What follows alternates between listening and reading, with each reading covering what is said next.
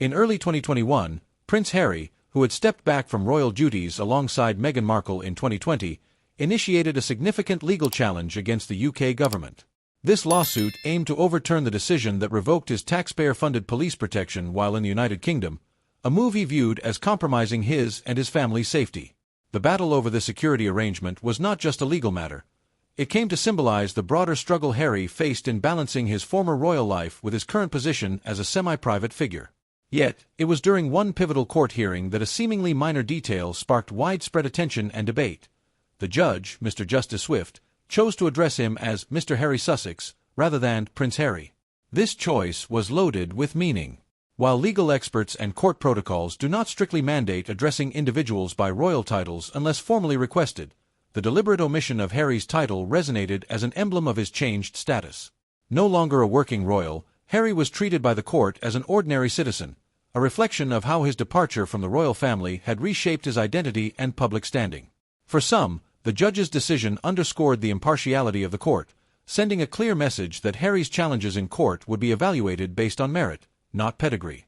The reactions to this move were starkly divided. Reports indicated that Harry found the refusal to use "Prince" undermining, a sentiment echoed by his most fervent supporters. For them, it was not just a judicial formality but an affront that symbolized the stripping of his royal persona. Supporters argued that Harry, despite stepping back from official duties, remained a prince by birth and should retain that recognition in all formal capacities.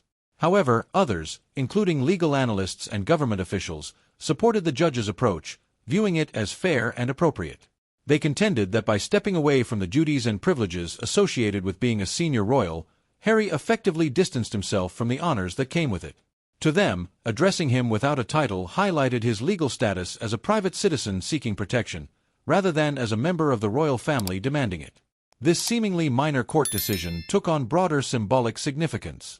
It served as a reminder of Harry's complicated relationship with the United Kingdom, a nation where he once held a revered position but now faced a nuanced reception. The choice to use Mr. Sussex instead of Prince Harry underscored the reality that Harry's identity was now dual-faceted, a man born into royalty who had chosen a path of independence yet struggled with the consequences of that choice. The initial hearing ended with a procedural blow for Harry. The judge ruled that his case against the government could not advance until he had exhausted other private security arrangements available to him. This ruling was a critical setback that reinforced the message the judge had subtly conveyed by omitting his title. Harry's standing in legal matters, like his life post-Megxit, was markedly different from that of a working royal. The public and media reactions to this development mirrored the deep and often polarized views on Harry's role and status. For supporters, it reignited debates about the fairness of stripping away security from someone who remained a high-profile target.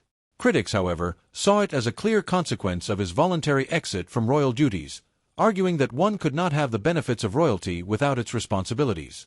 Symbolically, the court's decision to address Harry as Mr. Sussex encapsulated his broader struggle, balancing the royal identity that was his birthright with the new, self-made persona that he had been crafting since his departure.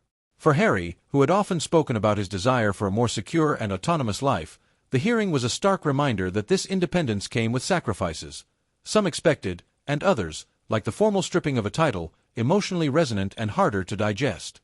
This event was just one of many that highlighted the tensions between Harry's past and present. Since stepping back from his role as a senior royal, he and Meghan had become global figures, leveraging their platform to advocate for issues such as mental health, social justice, and environmental conservation. Yet, their decisions often placed them at odds with the traditional royal narrative, sparking both admiration and criticism.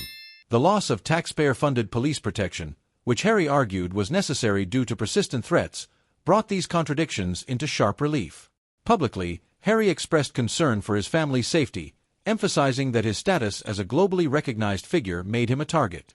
His argument was that private security could not match the level of intelligence sharing and capability provided by UK police. This point resonated with many, particularly those sympathetic to the unique risks associated with his position. However, it also sparked questions about entitlement and precedent. Should a non-working royal, albeit one who remained in the line of succession, receive the same state-provided security as those still performing official duties? The court's procedural ruling and the way Harry was addressed implied a tentative answer.